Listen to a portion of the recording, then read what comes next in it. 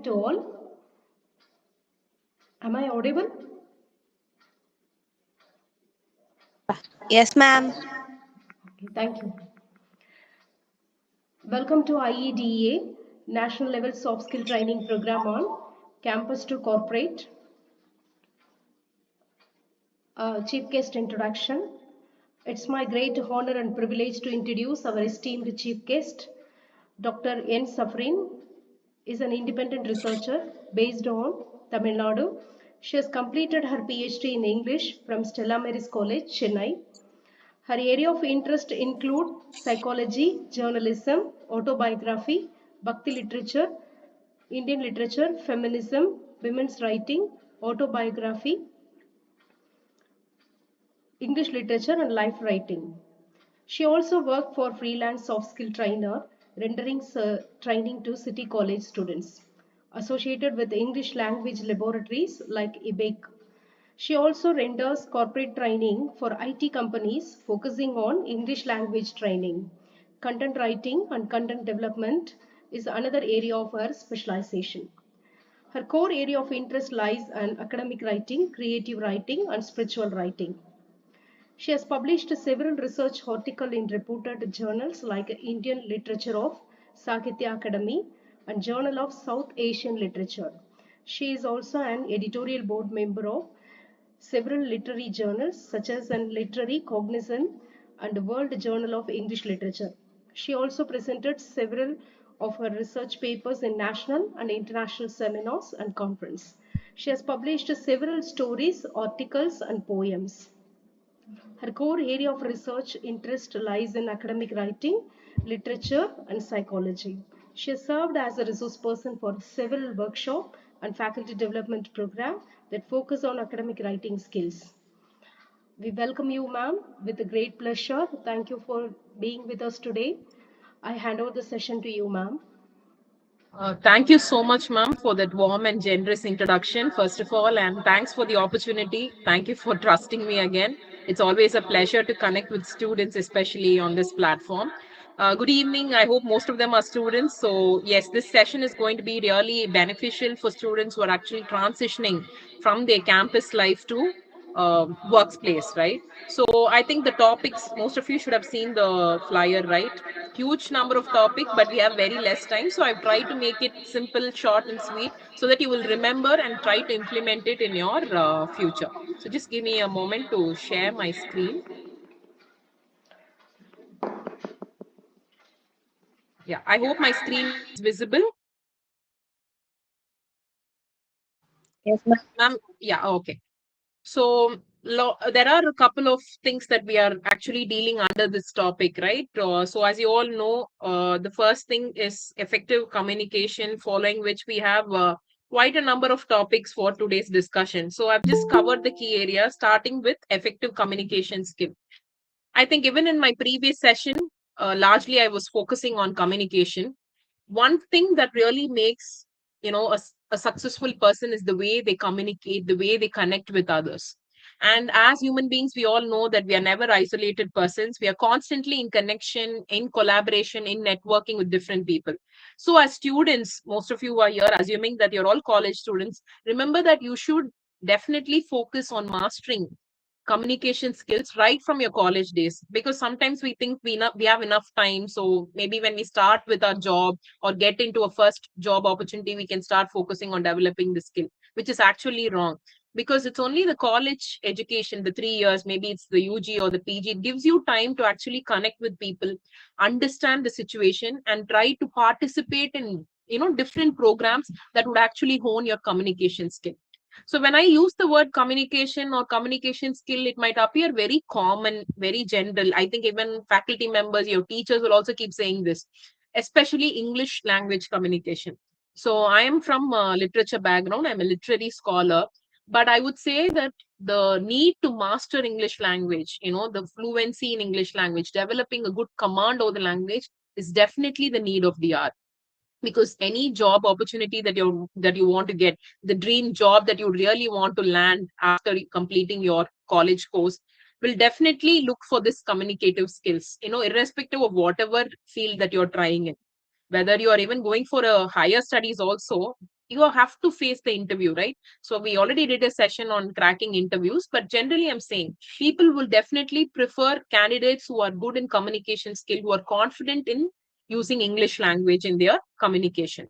So mastering the art of effective communication is essential in all areas of life. It is not just for students, it's for everyone, even faculty members, your teachers, all of them are constantly in the process of improvising themselves in terms of communication, right? It helps you to gain success in personal life, academics, leadership, professional career, say what not. Without communication, we can't actually function. And people who are just, just communicators, it's not enough. You need to be effective in communication, persuasive in communication, making an impactful communication, impactful presentation.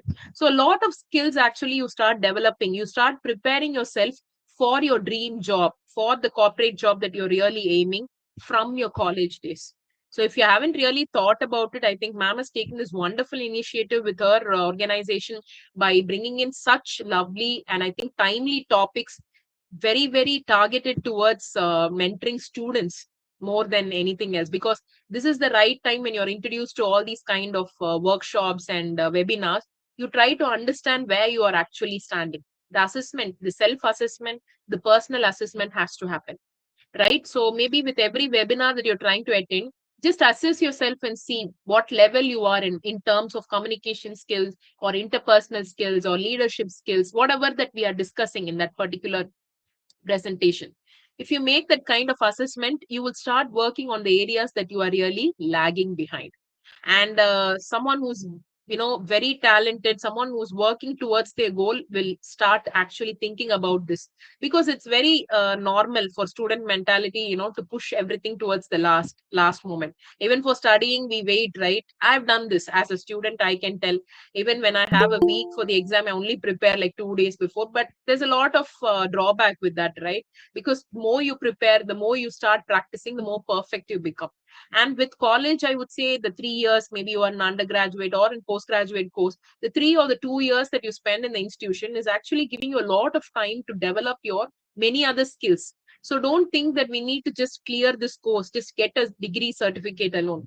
Remember, when one job opportunity opens, probably there'll be like so many students with the same degree certificate competing for the job. So what is the difference between you and other students? They're also going to have the same degree. Probably the marks, yes, even if you score the best marks, still you will have people who score more than you. So what is going to make you stand out? What is, of course, marks matter, I'm not denying that, but what is going to make you stand out or give you that unique position or the interest in that particular recruiter to take you for that job is the additional skill set that you possess. So that's what is going to make you stand out different. So when you create your profile, remember, when you want a job after your UG, is your profile going to say you just finished a BCom or UG course in any college? Is that all you're going to say? But it's going to talk about many other skills, probably the many programs that you participated, where you exhibited your communication skills, where you exhibited leadership skills, interpersonal skills. So a whole lot of, you need to provide proof that you are good in all these skills. And for that, you need a lot of working that has to be happening with your own self, right? Self improvisation, self progress. So this is a general suggestion. I won't say I'm giving advice, because I know students really don't like that. But this is a wake up call for you to understand that you shouldn't be realizing this at a later moment in your life.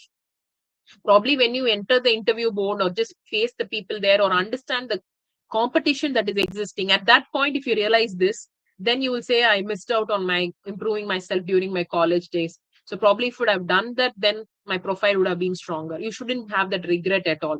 So I think it's a very timely initiative taken by ma'am, and I really appreciate her efforts for this, because constantly she's bringing in such thoughtful programs, very, very productive programs for students. So please take this opportunity and try to attend as many programs as possible and try to gain the knowledge and insight so that you can implement it in your own personal life and start molding yourself for a better future. Be prepared for a competitive environment. Remember, this high competition. Even for one job opening, you will have, like, instead of taking, having one person to be appointed, they will have like more than 100 or even 200 people competing for that. And it's like not at all easy to secure the job, and constantly you need to keep updating yourself, upskilling yourself. So just say, having said that, let me continue with the presentation. I hope this will be of some benefit to you because it's going to be of a lot of tips and suggestions that you can actually follow in your everyday life, in your college life itself. Probably this might look as though I'm talking for people who are working in a corporate setup, visualizing that you will be landing in a job maybe after 2 or 3 years, depending on the number of years you've already spent in college. But then focus on the skill sets that I'm really talking about today and see what ways you can really include it in your daily life rhythm to work on it. So communication is not just speaking, it's the ability to express ideas clearly. So someone who's able to talk clearly, someone who's able to express their thoughts clearly are considered to be very confident. And listening actively, active listening is definitely a very underrated but valuable skill, because the more you listen, you give space for other people's perspectives, you respect other people's opinion, understanding others and building meaningful connection. So overall, successful person, a successful trait of a successful person is definitely effective communication. And English being the main language that you'll be communicating even in your workspace or even in college, anywhere you go. So importance has to be given in developing the English language skill. So develop clarity of thought. Effective communication begins with clear thinking. So you need to work on your thinking skills, analytical skills, critical skills, right? Even if you're not clear about what you're really thinking in your head, will you be able to talk properly? I've dealt with many students. Sometimes they don't know how to even express what they're feeling. They're confused, and there is a lot of gap between how they really see things and understand things and talk about it. So be clear with the thoughts before speaking or writing. Organize your thoughts. That's very important, right? So what do you really want to communicate? So if you're saying something to someone or you're making a presentation, remember, in an interview you'll be asked to make a presentation, you'll be asked to do something to prove yourself as a good communicator. So what are your main message? What do you want the listeners to understand? So think about it and prepare accordingly. Avoid unnecessary words and focus on the key point. So maybe they're going to give you a topic and they might ask you to just talk about the topic, right? So you shouldn't be struggling. You shouldn't be looking for the right word, or you shouldn't be having that, public speaking fear and all, right? So you should have that clarity in mind. So instead of using confusing sentences, communicating in ideas, using ideas clearly, directly, and in a simple way is very important. Practice active listening. So communication is 50% speaking and 50% listening is what I mentioned there. So sometimes we think communication is only talking, right? Talking continuously, but that's not the truth, right? You should also listen. The more you listen, the more you start observing the words. So I do personally, I also keep working on my communication skill, my language skill. I think that really never stops because language keeps growing. Every year there are many new words added to the dictionary. We come across a lot of terms that keep coming up every time. So it's very important that you listen to great speakers, see the words that they're using, the accents, the pronunciation. So the more you listen, you observe a lot. You start understanding new words, vocabulary, how it's being used, right? But unfortunately these days many people listen only to reply rather than to understand.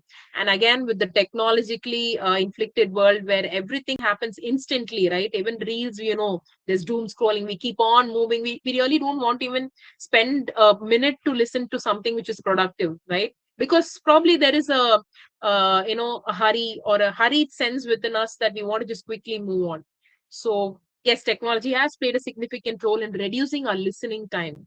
So, but that should not happen, because great thinkers, great people are always great listeners. They give that space and respect and trust to other people when they are actually listening to them. And by listening, you learn a lot. And it's a very silent activity, like reading a book, I would say, but then it's a very productive activity. So active listening means paying full attention to the person who's talking, even as students, to your lectures that you're listening to. You can use these points: avoiding interruptions, observing tone and body language, and asking clarifying questions. So I can just give you my real life example, because every session I do, I also share my experience, because I'm not here only to share the points that is there in the screen. I think it is also available everywhere. Whatever I'm talking, the content is available everywhere. You can always go and read the content and work on your skill. But what I am actually offering is, other than the content, is my own personal experience. How did I overcome certain fear, and how did I overcome my fear of speaking in public, and all these things, and my personal experience in constantly making myself to grow as a person in, understanding more about the language and implementing such changes in my life. So even from my young age, even when I was a college student, so I'll obviously be reflecting on my own college days. Not that I was a, of course I was a studious person at that time, but also I was a person who used to really respect and admire the speakers who used to come to my campus. They used to give a lot of talk. I used to admire the way they use the language, especially their tone, their body language. And probably someday I dreamt that I should also become a speaker like this, a motivational speaker or a teacher. Anyone who took the stage and who stood at the center, I started paying attention to them. I really paid attention to the way they took that lesson or the way they taught that message, their body language, everything. I started paying attention, and somewhere that was like, became a dream for me. And I think I'm realizing that dream because I'm also going into different platforms, giving speeches both offline and online. So it's very important to start observing, that observing should happen in your, not just sticking with your screen time alone, but also taking time to observe what is really happening around you. So to improve your communication skill, your vocabulary is very important. I think that is the basic cornerstone and foundation. Because if you don't know which words to use to express your ideas confidently, then you will start stuttering, right? Stammering, and that'll create a very uncomfortable situation, and that'll also develop into a fear and will break your confidence. So the more you start developing your vocabulary, you understand more new words, you know the meaning, you know how to use it in context, your confidence level will boost up. So what are the ways to improve vocabulary? So normal, these are the little things that I'm sharing with you all, which you can use in your daily life, right? Apart from studying for your semester exams and clearing your papers, every day spending time in other, maybe things that waste your time or something. Of course, your semester exams, your project seminars, that is mandatory. But what you're doing outside that, what you're doing apart from that, is what is going to make you stand apart. Just remember this. Out of this whole seminar, at least if we remember this particular thought, I'll be very happy. Because these days students think it's just an achievement to complete their degree alone, which is actually not. Yes, you're completing, that's good. Many people don't get an opportunity even to finish their college education, but that alone is definitely not enough. But what you're doing other than that, how you're working on your skills, matters. To improve vocabulary, read books. So any books which maybe you are interested in, science or fiction or non-fiction, whatever is your favorite genre, you can read that. Learning 5 new words every day. I used to give this activity to my students because otherwise their vocabulary never improves, right? Learning 5 new words and understanding the meanings and using it in the sentence might look like a very homework type of activity, but yes, it helps. Using a dictionary, and a lot of apps are available to, every day it keeps reminding you of new words that you can actually learn and start using in your communication. Practicing new words in conversation, make sure you at least, try to speak in English. You should have that practice every day. Apart from listening to English speeches, you need to use it in your conversation also. Probably you can just take it as an initiative with your friends. I don't know in how many institutions actually people communicate in English at all, because mostly I feel it's in mother tongue the communication happens, or bilingual. But then taking the initiative to converse in English language, at least with few of your friends who will come together, maybe as a team, you can work on your growth, right? Your communication skill improvement. This will really be helpful. Reading literature, essays, reading newspapers, and watching meaningful podcast interviews, episodes, all this is going to help you. The listening, the watching, the reading, everything is going to boost your vocabulary. And use simple and clear language. You can avoid complicated words in the beginning, but make sure you're thorough with your basic grammar and all.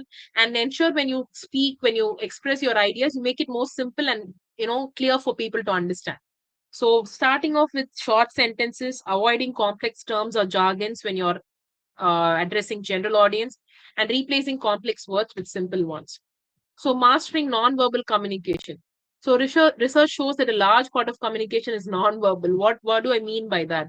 Because even in an interview, I'm just taking you to that interview part, right? I'm helping you to visualize that, because at the end of your degree, you're just planning to get a job. That's your target.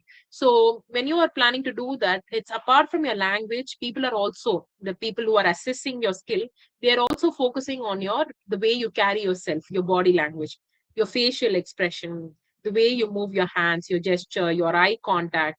So everything is being noticed. So you should radiate confidence in all this, not overconfidence, which might sound like arrogance, but the appropriate level of confidence that you're saying your points clearly, that you have all the potential qualification necessary to get that job.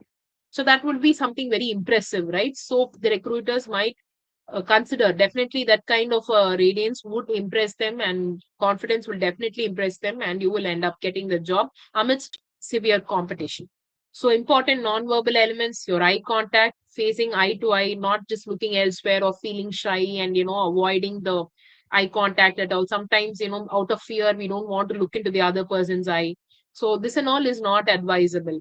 Facial expression, proper professional way of approaching a person in the professional environment, smiling, not laughing, but then using all these expressions in the appropriate way, sitting straight, or if you're asked to stand and present, then the way your body moves, your hand gestures, the way your voice, the tone of your voice. So all this will radiate confidence. So confident speaker stands straight, maintains eye contact, and speaks with a calm tone. So everything about that person would show that he or she is confident. So definitely confidence is a very attractive trait. And you can't build confidence unless you're excellent in communication. If your communication skill is struggling, you can never act and say that you're confident, because somehow you'll be get caught. We have seen many movies, many comedy scenes have been taken out of all this, right? So sometimes it's like the comedians will act as though they are very confident. They might not know anything, they might not have been prepared, but then when things go wrong, when they're questioned and when their hard part comes, they just give up, and or eventually people will find out that this person doesn't know anything. So it shouldn't be like that. So your hard work really shows off at that moment. So you should carry the confidence, knowing that you really have worked hard and you are capable of achieving this opportunity. So that's one thing you need to make note of. Building confidence while speaking. Yes, confidence is the key term, as I keep emphasizing. It improves communication because you don't get confidence suddenly. Only when you work on your skills, you will be confident, right? Without working on your skills, no one can say, I'm confident I'm going to win this match without preparing for it. Even in sports, I'm saying, will the players be able to say that without preparing for months, suddenly on that particular day of the match or the final day of the match, that is the final chance? Will they say that we'll definitely win because it's just out of luck or something? No. Only if they've prepared so hard and there's a lot of sweat, there's a lot of hard work that's gone into it, you will get the confidence at, right?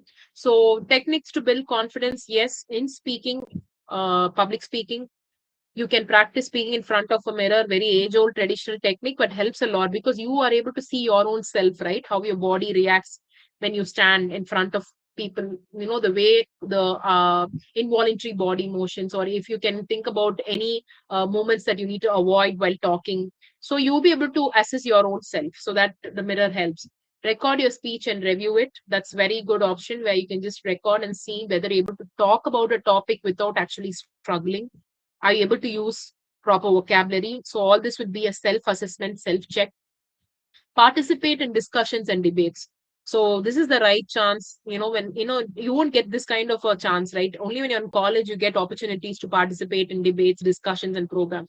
Obviously, when you join a job and all, that's not going to happen. So take this moment to voluntarily go and take part in all these events, to put yourself into that kind of assessment, because otherwise how will you know whether you're good in communication at all? So participate in competitions, and even if you don't win, or just participation is important, that gives you a good experience. Again, joining public speaking groups, and all these things you can explore during your college days. So confidence grows through practice and not perfection. It's okay. I'm not saying like, the first round itself, you're going to speak flawlessly without any mistake. That doesn't happen. It didn't happen with me. I had to struggle for many years. I had to do a lot of behind the scenes work, and still I keep doing. I find, I have to keep improving. It's not that one point of time I keep a full stop and say it's done. I'm like thorough, no more improvement or no more progress is needed. Not at all. You should be a lifelong learner. And that too, you are in a very precarious stage as students, because, career, your life depends on the career that you're going to actually land up in. So the more you start focusing on your skill development, the better you become, and better chances of getting wonderful opportunities that lies ahead. So adapt your communication according to the audience. So good communicators, they adjust their message depending on the audience, right? So when speaking to students, probably, as teachers, we use examples and stories. In a professional meeting, proper points are used, right? Speaking to children means, I do this because I actually have all these three audiences for me. So I'm a public speaker. So I've gone to schools where I've addressed even first standard, second standard students, LKG students, and I've also gone to colleges where I've addressed UG PG students. I've also trained corporate professionals in English language skills. So you see my audience, right? But for every audience, I can't do it the same way. So if I'm going for a first standard, second standard class, I'm talking about creativity, books and all, I can't go and talk like how I'm going to address a corporate setup. I need to be playful, I need to be funny, I need to be like a child and communicate with them. If I go to a college, then there is a level where I can connect with them in a friendly manner, because they are also youngsters. They don't like, I believe, people who are going to just give lectures or advices to them. Someone who can actually connect with them and reflect on their own college days memory, and sharing examples, sharing my own personal stories, all this. But when I go to corporate, again, it's more professional, because we have different modules to complete, train them. So the whole communication style differs. This is my own personal experience, I'm saying. So you must understand your audience. So that's why I ask, if it is going to be college students, that's the way it's different, the way I deal with them, the way I take topics. Or if it's going to be faculty members, more I can give examples related to teaching, because I've also been a faculty. So this is how you try to cater to the needs of the audience to make your message more effective and impactful. So ask questions and encourage interaction. So when you are even delivering a speech, right? And when you are talking, when you are communicating, it should never be one way. So even as a teacher, what I used to do is I always pause and ask feedback from my students, give them space to participate. Even in my speeches, where mostly when I go offline, physically when I'm at a campus, I give chances for them to talk and respond, because I feel it's like if I just keep on talking, then I won't really understand what's going on the other side. So some of the questions to encourage dialogue is, what do you think? Do you agree with this idea? Can you share your perspective? So all this is something that would actually create a very positive environment to understand what the audience are thinking. So if different speakers have different styles of communicating, but this is one way. It's a very good way of involving the audience into the interaction. And I think it's EI and communication skills. It will be there for every session that I'm doing, because I believe, is really the core. And effective communication definitely requires empathy and emotional awareness. So anyone, for example, even as students, if you have lecturers who come and just teach your lessons in a robotic, mechanical manner, would you love it? Personally, I wouldn't like it, right? They just only talk. I understand certain subjects are very subject itself is, you might say, it's a dry and it's a boring, and yeah, it has only facts and things like that. But a good teacher would also find some time to make it more interesting, or come up with examples, stories, or put in some passion into that, and really touch the emotion of the students, right? So that's the knack of a teacher, who can involve students and make the dry subject also quite interesting for them. So that kind of an understanding and empathy is really necessary. So here in communication, you should be able to respect different opinions, control your anger and frustration, especially when something triggers you, understanding others' feelings, that's empathy, responding calmly during disagreements. Because even in a professional setup, remember, there might be arguments, there might be disagreement. Sometimes you might feel irritated. I think work pressure is a whole new thing. Like when people start working, we know it's not always you deal with good people. Sometimes you deal with difficult people also. So how are you going to communicate with them? How are you still going to keep your head calm and cool with those kind of people? That's when EI plays an important role. Being emotionally aware, being empathetic. Sometimes, some difficult people don't actually, you feel that they always irritate you, trouble you in the work environment. But sometimes I realize that they struggle with their own selves. So I feel empathy towards them. It's not that they are hurting me consciously, but somewhere they're deep down, they're also hurt, and that's what they're trying to project. So trying to, it might look very saint like if I say this, but this is emotional maturity.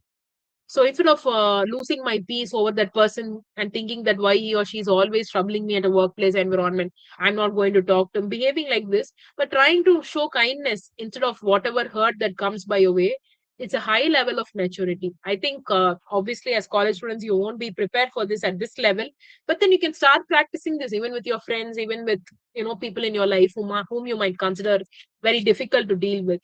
So practice empathy and be emotionally aware. And this is one nice quote. It says, people remember how you made them feel, not only what you said. Sometimes, words carry a lot of power. So even, if you hurt a person physically, that person might forgive you. But when you use words which hurt them, it's really, they don't forget. I think there's one wonderful Tirukural also. Teenal suttapun ullarum aarade navinal suttavadu. So I also take a lot of motivation and inspiration from Kural. So you know that, even the severe hurt one person can experience through fire also can be, can heal. Although, someone who's getting hurt by fire, the mark, the scar remains. But then the scar, the wound caused by words are so powerful. People will, that causes a lot of feelings. I'm saying about words, but words only causes feelings, right? So if I say something that, a day, if I look at one of my students say, you're looking good today, or you're really doing well in your subject, it's going to make him or her happy. Those few words are abused. So you see how it's directly connected to the emotions.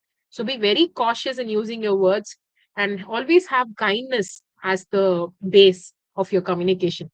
Although I'm talking about professional communication, still these are certain tips that can really mold you and help you to become a better person.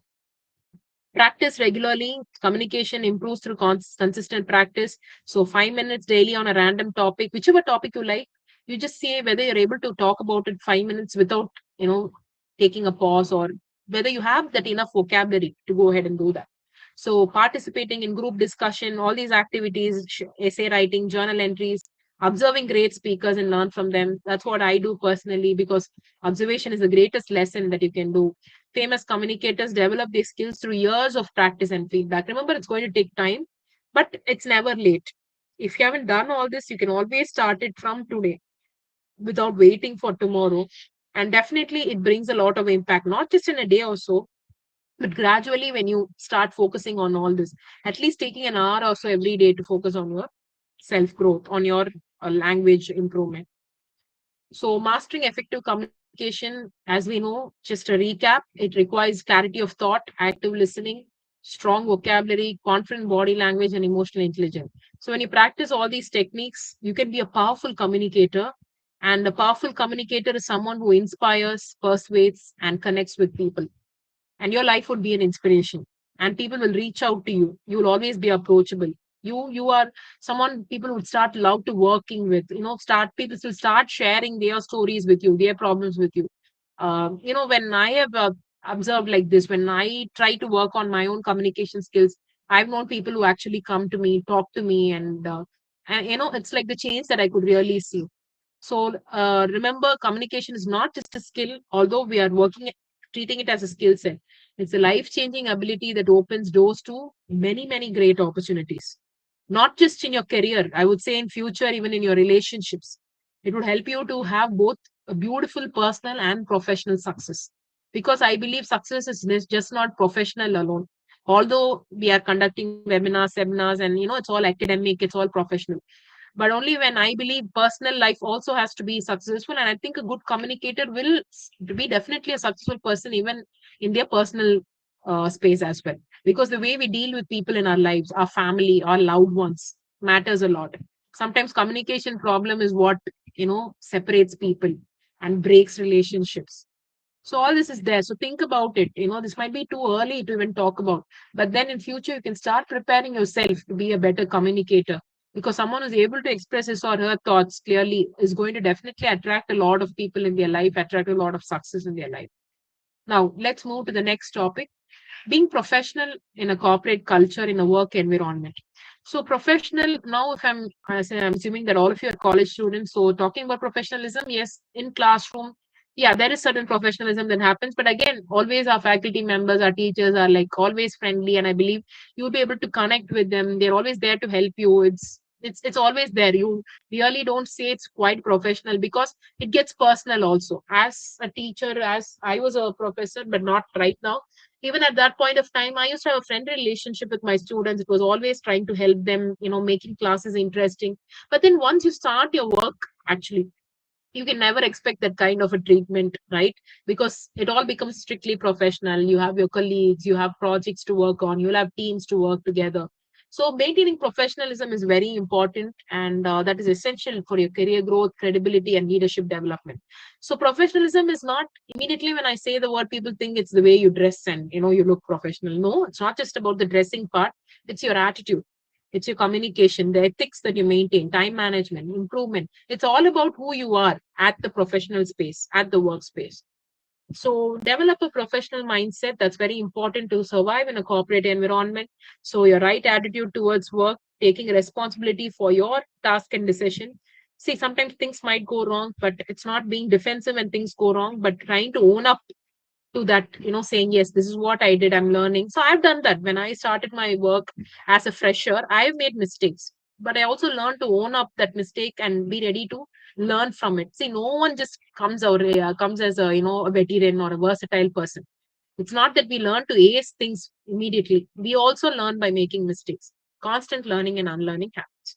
So maintaining a positive attitude in stressful situation, that's where EI plays an important role. Handling your emotions, be a solution oriented rather than problem focused, right? So again, problems are going to be there. You can never say that I'm going to work in a problem free environment, pressure free environment. Not at all. Any work that we are going to do these days, it's just packed with so much of stress and pressure.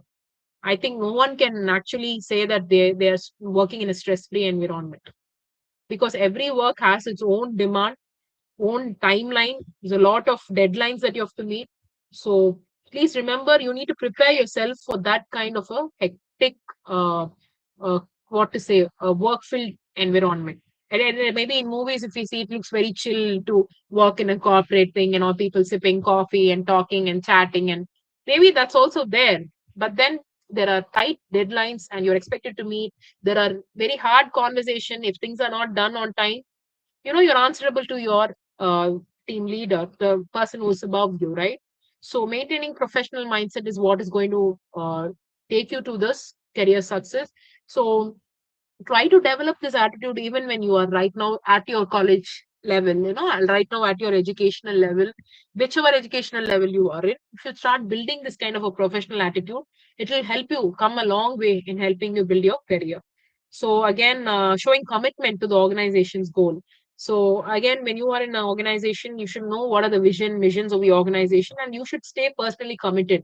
You should it should make you feel like you're a part of that institution. It's like your own family, second family, apart from your personal family. So you should work for the growth of your organization, not just because they are paying you the salary. Apart from that, you are trying to bring a productivity. You should be there. The organization shouldn't miss you. In case if you are planning to leave, you should be irreplaceable. Unfortunately, in some organization, people are fired. It's like they just asked to leave because they're not productive. They are really don't take their job seriously. So they're fired out and another person is hired. It shouldn't be like that. These are the little things which will make your organization to hold on to you. So if you're going to say that I'm going to leave the job, the organization should consider revising your salary, paying you more to make you stay, because you're a valuable part of the institution. You're a valuable part of the organization. You can't be afford to, you can't, the organization shouldn't let you go. It should be like that. They can't afford to lose you. So you should be that kind of a, we should bring that kind of a value. So I think even in personal life, it should be like that. That's what I really feel. And it all happens constantly working on yourself. That is the key. I'm coming to the bottom line. So any person who's not focused on their self growth, easily they can be replaced, because we are here to constantly. Now, I won't say it's a mad rush to work on yourself, but gently, gradually, just see what are the areas you need to work on and making yourself better, not to impress anyone. Of course, you want to land a good job. You want to impress your interviewers, the corporate, the job opportunity. You need to impress the person who's interviewing. That and all is there. But then, apart from all that, the one life chance that you're really getting to be living here, you just make the best use of it to see how far you can push boundaries and what kind of a person you can be and to achieve your dreams. So here an example, if a project fails, a professional employee analyzes what went wrong and comes together with solution rather than blaming colleagues. So blame game and all happens, like, if something goes wrong, trying to be defensive and always putting it's okay. Mistakes happen. Even in organization, it happens. But owning up to it and saying that, yes, next time this won't happen, I learn from it, is something that even organizations would really appreciate. So think about all this. Yeah, effective communication skill. I think I can skip this slide because we have already spoken about it in the earlier slides. Time management. So apart from being a professional mindset, the whole idea of professionalism comes with good communication skills we've discussed. Time management is very important.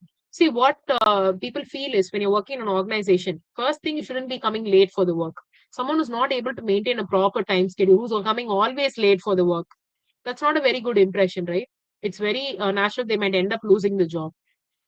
So time management reflects discipline and reliability. Once in a while it slips, it's fine. Some emergencies happen, things happen, but it's okay. But always make sure you show up on time for meetings, for your workplace. Even you can start practicing even in your college itself, coming on time for classes. All this matters a lot. Prioritize, take tasks using a to-do list. You should maintain the list, right? Which task is of priority that you have to complete, what are the deadlines you have to meet. So following it properly, avoiding procrastination, always pushing things to the last dead end, which is not good because you will suffer a lot. It'll be very stressful. So plan daily, weekly, monthly goals and try to put some, list where you can start ticking off the list once you start accomplishing. Even when you accomplish a tiny task, you should feel very happy about it. I do that. This week particularly, it was very hectic for me. I had other programs also, but once I'm done with this session, I'm done for what I have this week. So I'll be like ticking the box and say, yes, I'm done. Although it's just a session, but still it matters to me because I'm managing many other things also. So to just complete these commitments is important. So make sure you manage your time efficiently and start practicing it right away. And dress and present yourself professionally. Proper dress, proper way of presenting yourself and choosing the dress for that particular occasion, a professional occasion, is very very important. Because in Tamil they say "Aal paadi aade paadi," right? The way you carry yourself talks a lot even before you open your mouth and speak. So appearance influences the first impression, especially in corporate environments.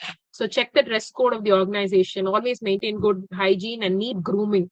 Because when you dress properly, it gives you a lot of confidence, right? So, and the dress, I mean, the dress which you're comfortable as well as it's professional. It suits the environment.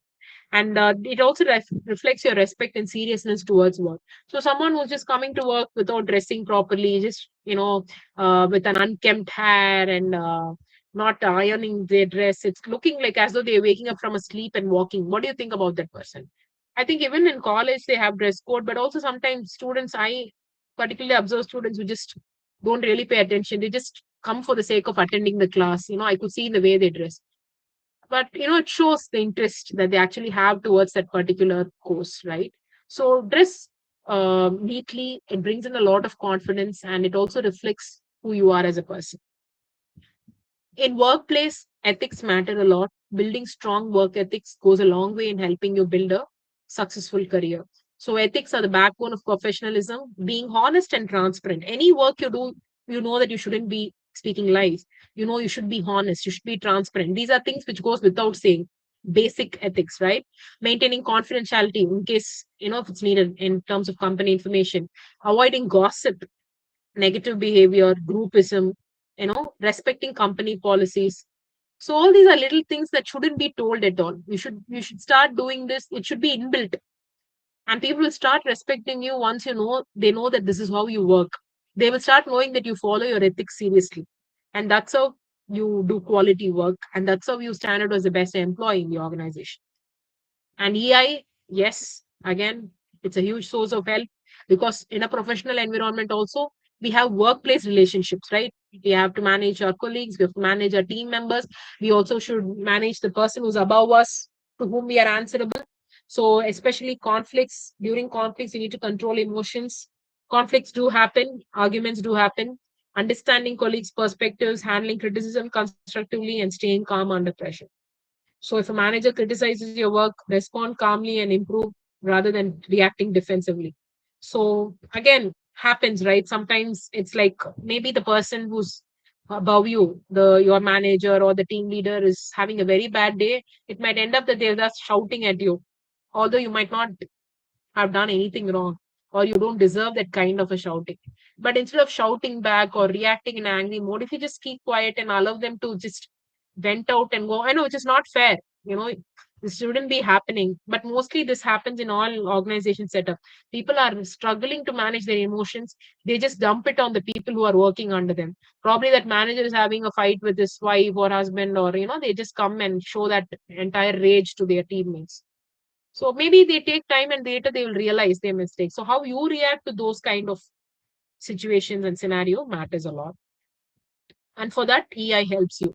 So when you are emotionally mature, you also won't shout back or take it seriously, or you won't spoil your peace because of that, but you will handle it in a mature way. Probably that person will see the way you are taking it cool and silently, and they will realize that it's their mistake and they might come and apologize later.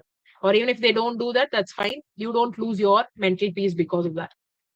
So teamwork and collaboration is very important. Corporate culture relies heavily on teamwork. So respecting the opinions of people who are working with you, supporting colleagues during difficult tasks, going out of your way to help people. Again, remember being kind and empathetic. It is really, really important for a successful person. Sometimes we feel successful person means it's like being alone, arrogant, and not talking with anyone, always focusing on their work, self-centered, which is actually not the truth. It's exactly the opposite. You're concerned, you show empathy, concern towards people who are working with you. You do more than what is asked from you, right? You travel that extra mile, you take that extra step, you lend your hand, helping hand to someone. So all these qualities is what actually successful people really have, if you see, right?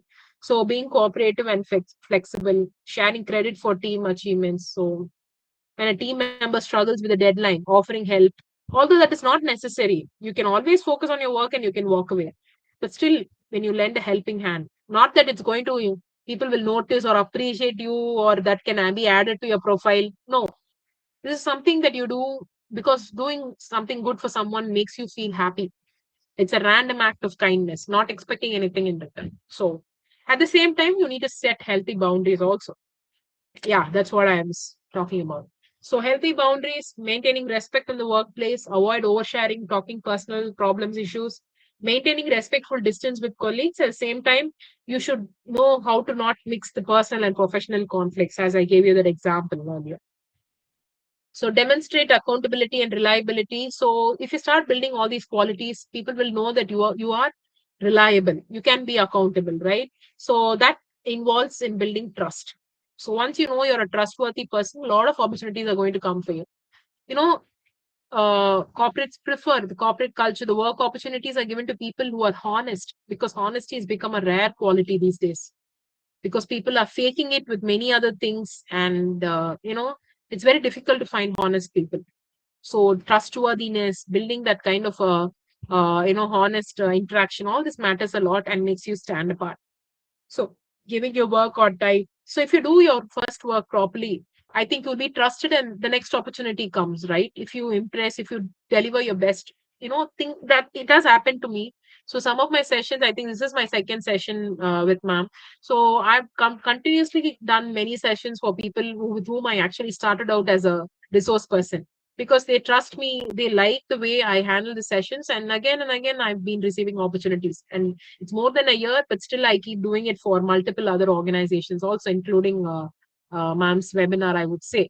So it's not that, your work should speak, right? You shouldn't be like going behind for opportunities. It will come in search of you once you build that kind of accountability. So maintaining commitments properly, the deadlines, and becoming reliable. So a reliable person, honest person is definitely a valuable asset to the organization.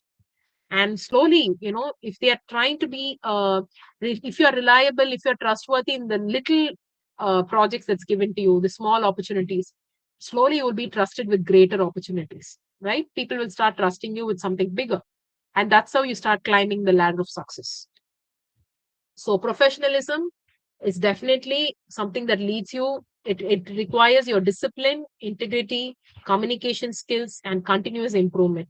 So it's a very, very good character that you need to build in, right? Especially at least with college. I think now that you are in your student life, of course, you can have the liberty to be friendly with the people that you are dealing, including even your faculty members. But then remember, professionalism is something that you can start practicing right from your college days, so that it will help you in the long run in building your corporate success. Next, interpersonal skills and teamwork. So interpersonal skills, basically the way you communicate with other people, right? Build relationships, rapport building, and how the team work, because you can't function in an isolated manner. Should work as a team. And every time I'm saying in team, it's not going to be easy. There'll be one or two people who will always trouble, who will always be difficult. But to be able to manage them and then take the team ahead and finish the task is the goal, right? So again, for interpersonal skill development, active listening. That's the way you build a relationship with the person. So when you have your team member, if you're not listening to any of your team members, you're only talking, you're only in a hurry to reply, then slowly the communication will break down. No one would want to come and talk to you because people will know that you're someone who dominates by only talking, who never gives that kind of a space for other people to respond and share their thoughts. So avoid interrupting others, active listening by fully concentrating on what others say. So also through your body language, respond like nodding and showing that yes, you are paying attention, asking questions, making yourself involved. So builds trust, respect, and stronger team relationship. Yeah. Show respect and appreciation. So respect is the backbone of teamwork.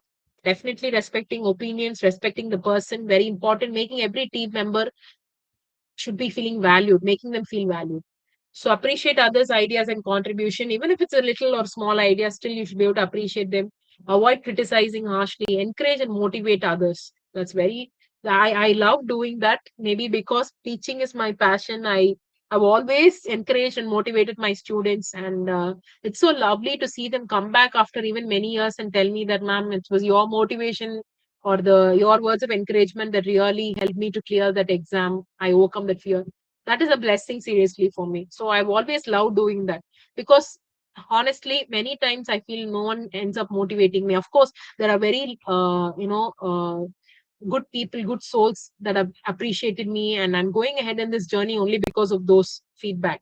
But then I feel that there are moments I felt in circumstances where I never had that appreciation or never had that motivation. So you always end up motivating people because you don't know the power of words, as I already told you, right? It can really make a huge impact. So recognizing achievements publicly, respectful environments, creating positive and productive teams. Again, be open to feedback, even if it is I won't say negative, if it's a constructive feedback which will help you grow, take it and start implementing it. So if it is a criticism, a negative kind of a feedback, accept it without becoming defensive.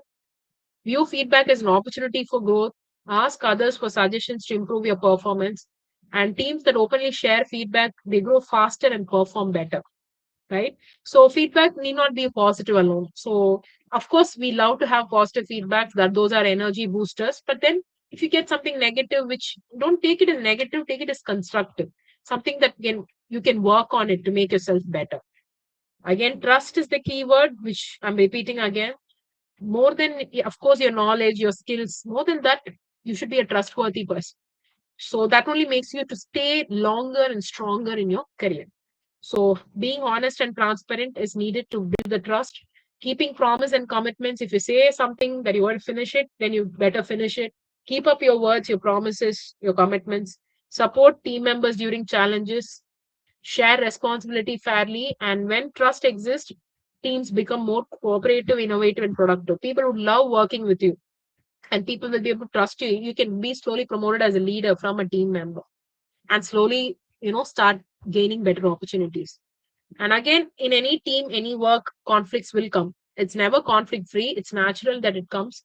But managing it properly is very crucial, right? So if there's a conflict, if you are the team leader, of course, you should be able to listen to all the viewpoints, stay calm, and find a common ground and look for a win-win solution so that the team doesn't break or the goals don't, die off. Healthy conflict resolution, that's a strategy, that's a skill. It helps to maintain relationship rather than damaging it. Collaboration. So great teams succeed because members collaborate rather than compete. So when you are working in a team, more than competition, it's coming together, putting all the strength of the team together. So sharing your knowledge and resource, helping teammates when needed, involving everyone in decision making, celebrating success together. All these points, what I'm just shared, is very important in strengthening the team by collaboration. Adaptability. So developing adaptability. When situations change, you should also be flexible, right? To change your work type, to change your work strategy. So by being open to new ideas, changing the communication style and being flexible. This will help in building smooth teamwork and innovation. So practicing leadership and responsibility, right? So as good team members, if you are obviously when you are in a work environment, you'll be in a team, right? Even if I would say, if in a teaching job also, we might know there's only one teacher will teach for a class, but then doing a lot of admin work, we work as a team, right? So everywhere teamwork is the norm. It definitely happens. You can't work isolated manner. So good team members, they take initiative, support others, they are accountable, and they encourage unity and leadership qualities will definitely inspire others to work on group performance. So interpersonal skill and teamwork. Interpersonal skill means you're able to work with any person and you're able to give the output. So sometimes when I give group tasks to my students, they will only select the group. They really don't want to mingle or mix with other people. They just want to stay with the group which they're comfortable, probably with their friends. But I ensure I form my own groups with them because I give, randomly I shuffle the club because it's a skill that you should be able to work with anyone. You can't say I'll only work with my friend. Of course, in college, you have this option. But remember, you're only going to work with the team with your own friends. It's going to be easy. But in work environment, you never get that option.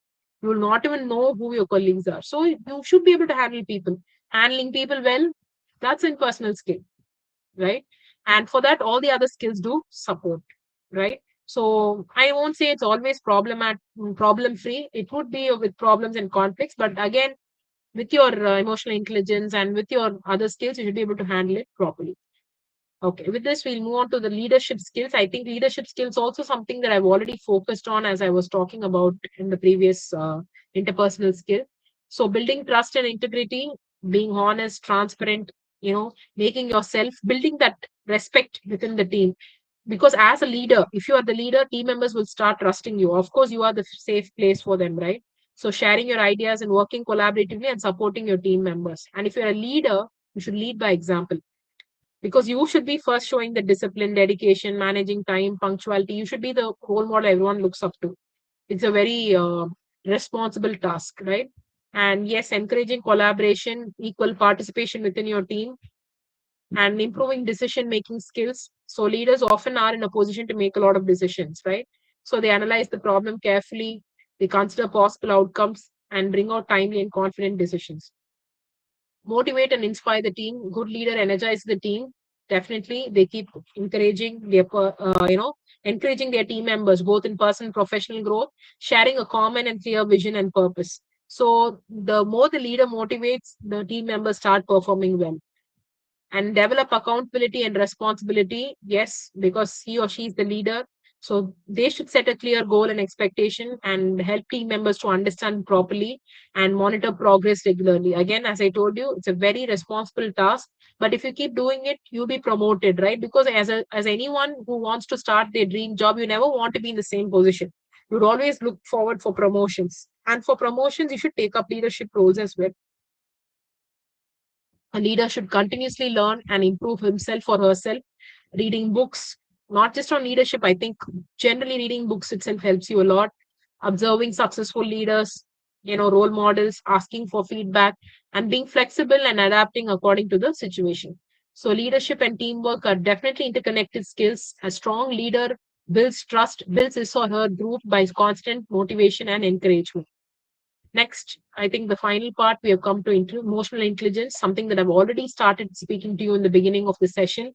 Emotional intelligence will help you to be successful at any level of your career because if you know how to handle your emotions, which I think many people are struggling these days, you are able to. I think you understanding your own self matters a lot, and a person who's able to understand his or her emotions properly is, I believe, the success starts there.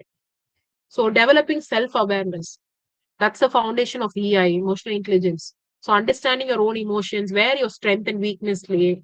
Probably, do you react very fast to stressful situations? I'm personally, I quickly get stressed out if I see any situation which is like, if it's going to be a conflict and all, I really react very fast, which I'm working on. I don't take some time to wait and then respond. But then slowly, as I was working on it, I'm getting better to it. It's not that everyone knows to manage their emotions properly. Sometimes, yeah, you might feel that you're not able to carry that emotion productively, but that's fine. You can work on it. The more you're aware of yourself, you'll be able to take control of your emotions. So keeping a short daily reflection journal. So when you write your workplace experiences or your life experiences, somewhere that's the self-talk that you engage in will help you to know more about yourself. So you can ask, why did I react that way? What emotion was I feeling? So for example, if a colleague criticizes your work, naturally anyone would get hurt, right? Because you might feel I'm doing it so good, but still that person is, complaining. So the defense mechanism comes in and recognizing whether you felt hurt, angry, or embarrassed. So next time when this happens, you will know how to handle that situation. So that awareness is really helpful. Practicing self-regulation, controlling your impulsive, immediately reacting without, taking a decision, without staying calm, pausing before responding in difficult conversation. That's very important. Practice deep breathing or mindfulness when stressed. Avoid sending emails when you're emotionally upset, trying to confuse your personal life into professional life. All this comes under self-regulation. Strengthen empathy.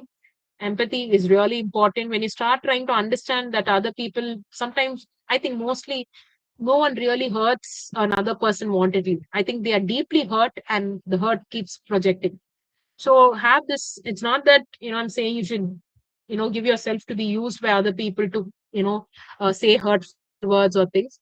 But then develop this empathy that makes you a better person, that makes you calmer person, right? Listen carefully without interrupting, observe body language, tone of voice. All this is empathy. You're trying to give a space to that person to understand what emotions that they are going through. So trying to imagine the situation from the other person's perspective without jumping to conclusion.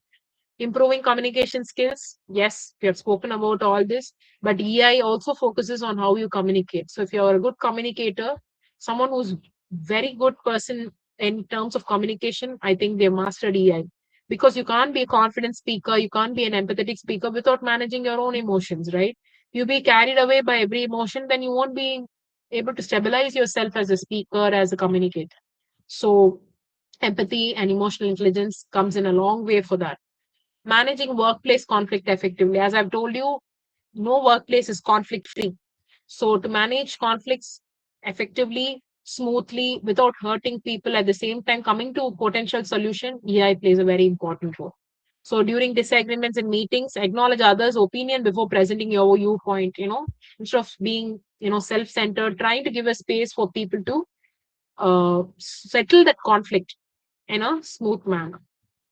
Building strong relationship. So workplace success, of course, you should have a good relationship with your colleagues. Collaboration, teamwork is very important.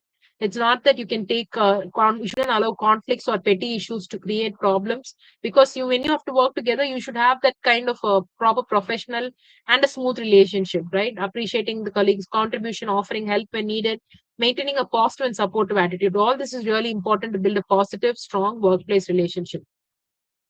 An example, congratulating a colleague for completing a project. Yes, constantly trying to appreciate and motivate people around you, which will make them feel happy and work towards productivity.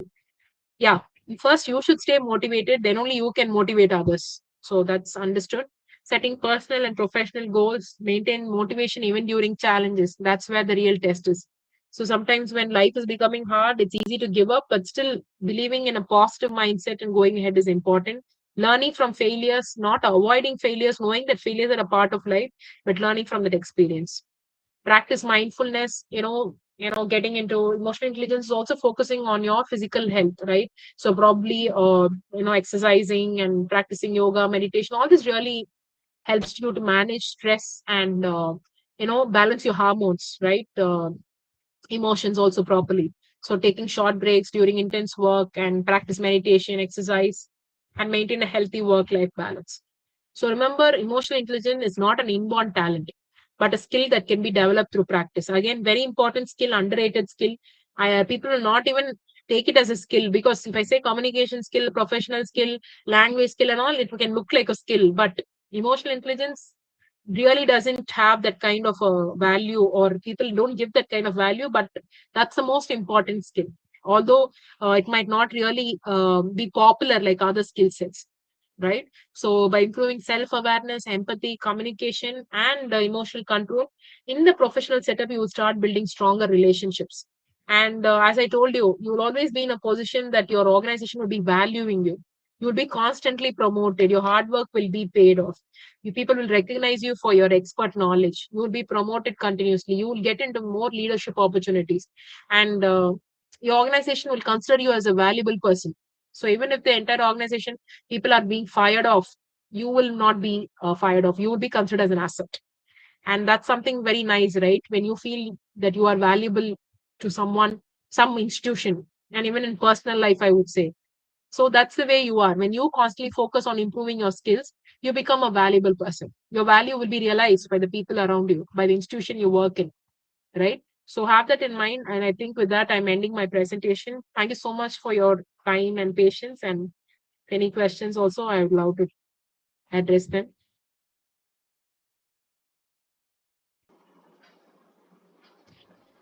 Thank you so much, ma'am. Thank you, ma'am. The session Welcome. was wonderful, ma'am. Really, you have Yes, ma'am. highlighted all the key points in an excellent way. Really, the session was wonderful. Thank you so much, ma'am. Now Yes, the thank you, question ma'am. time. Please, if you have any question, you can ask now.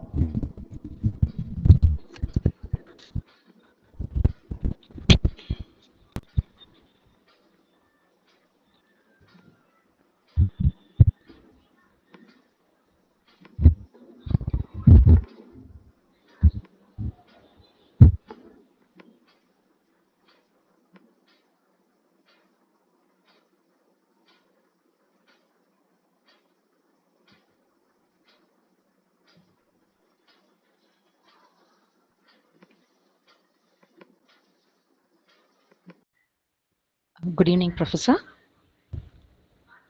I think someone was talking. Yes, ma'am. Oh, fun. Yes, Yeah. ma'am. Good evening, ma'am. I Good have a evening. question.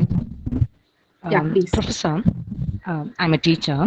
My Okay. students, they frequently use language my classroom sessions. Sometimes they Frequently used. I intersperse it didn't in. get you.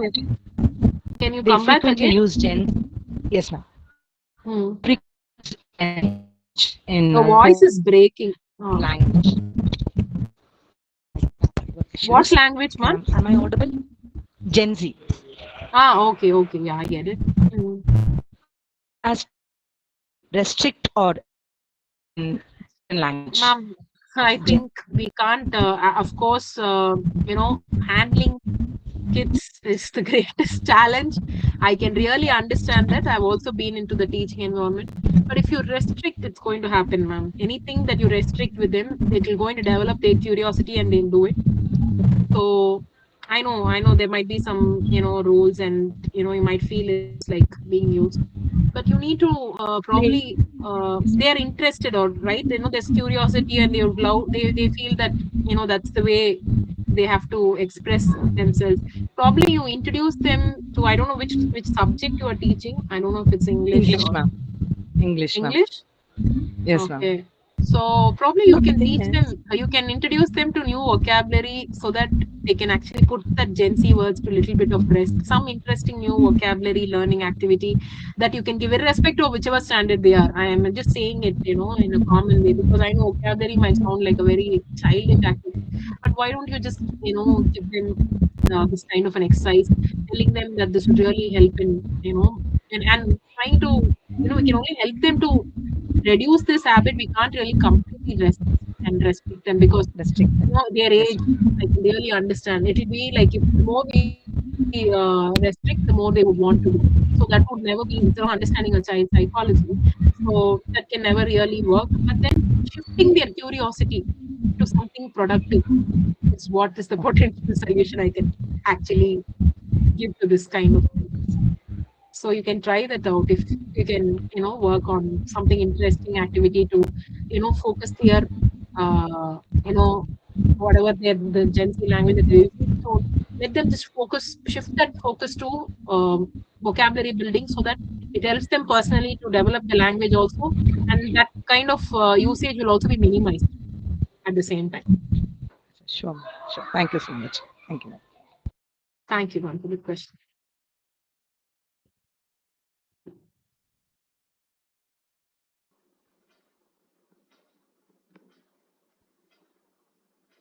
I have one question, ma'am. Yes. Kindly share your own experience. In your work environment, if anybody jealous with you, or anybody hate you, or anybody scold you, how will you handle that kind of people, ma'am?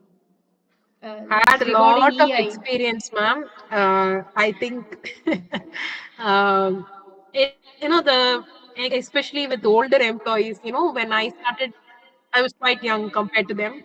I used to be friendly with students, but something that even my own in my department people were not happy because they feel that. But that's the way I deal. But see, it happens. Like as you said, sometimes always people are not appreciating of they the jealous, yes, because they know that we are doing it with passion. They don't really find that passion with them, so they try to stop us, but the real passion never actually stops. You just have to go ahead, probably not taking that very seriously. It comes out of jealousy, right? Certain comments, certain harsh words are being told about you, or certain things are being spread about you. The thing that makes it happen is because of the jealous, right? Because of the jealous feeling. Once you know that, you learn to forgive those people and go ahead. You accept you can't change them. The more you do better, you shouldn't stop your passionate way of handling things, right? You can't change your own strategy. Probably they would want you to be like them. You don't want to change, because that's what makes you unique. After one point of time, you just you ignore, you forgive them, you don't take their comments seriously, and you don't allow it to spoil your mood, because at the end, that is their target.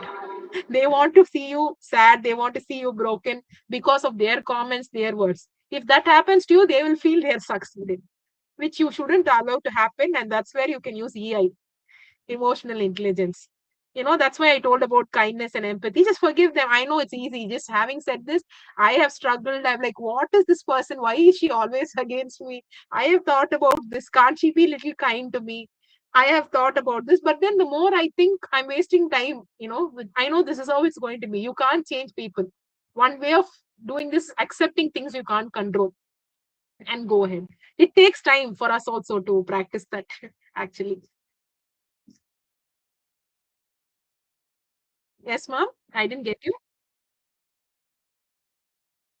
Yes, yeah, I have to come up with that kind of a quality. If I'm allowing it to disturb me, then my EI is not proper, I would say. I'm not managing my emotion properly. So in that way, I thank that person who's helping me to work on my emotional intelligence. That's it. Thank you, Mary Vasanti ma'am, for your kind feedback. Means a lot. Thank you, ma'am. Thank you. It's really interesting. Nice to hear you. Thank you so much, ma'am. Thank you. Thank you, ma'am. It's my pleasure.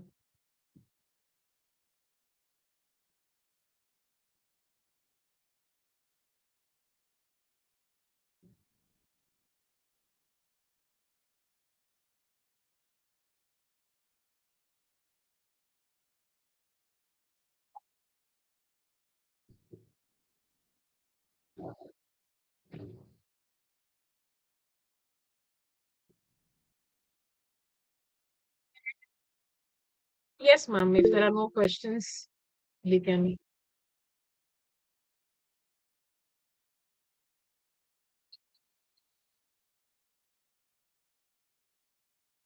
Yes, I'm sharing my LinkedIn ID. I'm quite active in that. So anyone who's in LinkedIn, just feel free to send an invitation. I will be happy to accept, and you can just follow me to check on all my workshops and events.